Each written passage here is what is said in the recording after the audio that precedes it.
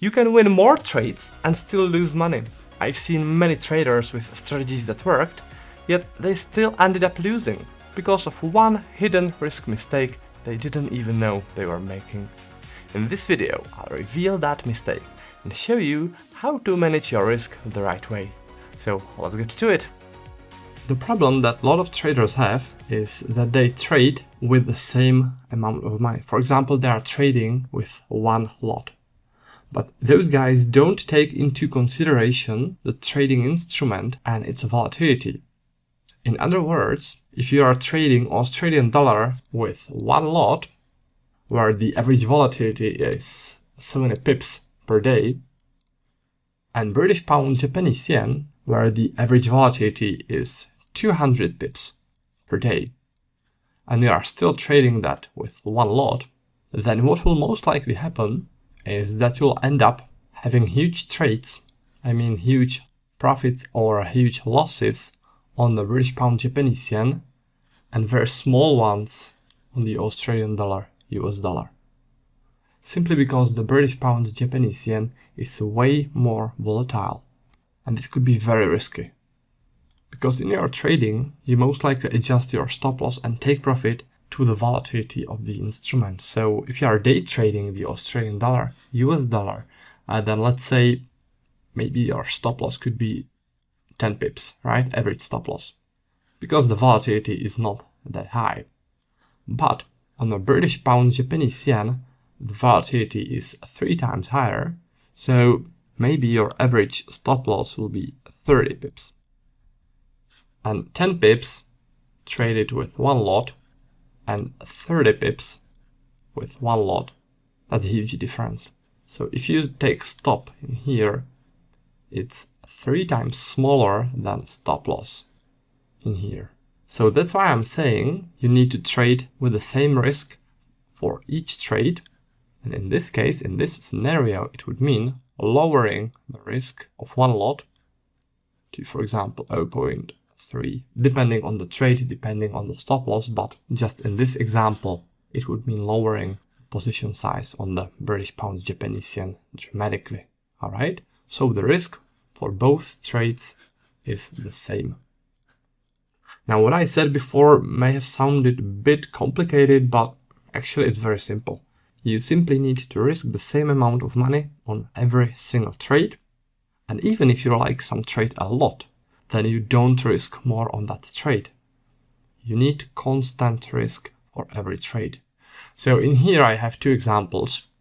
This is how your trading should look like. Doesn't matter the trading instrument, risk per trade should always be the same. And here on the left side, this is a bad example of what a lot of people do and why a lot of people are in drawdowns. Let's say you took those trades, and let's say that you lost 2 trades. Let's say that this day you lost the trade on Bitcoin and you lost trade on British pound Japanese yen. This will be minus $900. Now, at the same day, if you won 3 trades, the one on the euro dollar, the one on the SP 500, and the one on the Australian dollar US dollar, from those 3 winning trades, you would make $290. So you won 3 trades. Let's say you are trading with risk reward ratio 1, okay? You won 3 trades, you are right 3 times and wrong twice, and still you are down for that day. That's why I'm saying you need constant risk, because if you don't, then very likely something like this will happen to you and could be cause of a drawdown. Now, how to do it? How to risk the same amount of money for each trade? For that, I have a solution. It's called Trade Manager. It's a software which I developed for MetaTrader 4 platform. I made that for members of my trading course, but now you can have it for free. There's a download link below this video, so you can just get it, use it. There's no catch. This is unlimited version, so give it a go. You know what? Let me show you real quick how it works and how it can help you. So this is the trade manager. And let's say you want to risk 2%, all right? So let's set up a limit buy right here. Let's say we set a limit buy in here, stop loss in here, profit target in here, it doesn't really matter. And as you can see, in this field, it calculates in real time how much you need to trade with. So I'll move the stop loss now, and you will see how it recalculates, right? So the risk remains the same. The wider stop loss, the less you are going to trade with.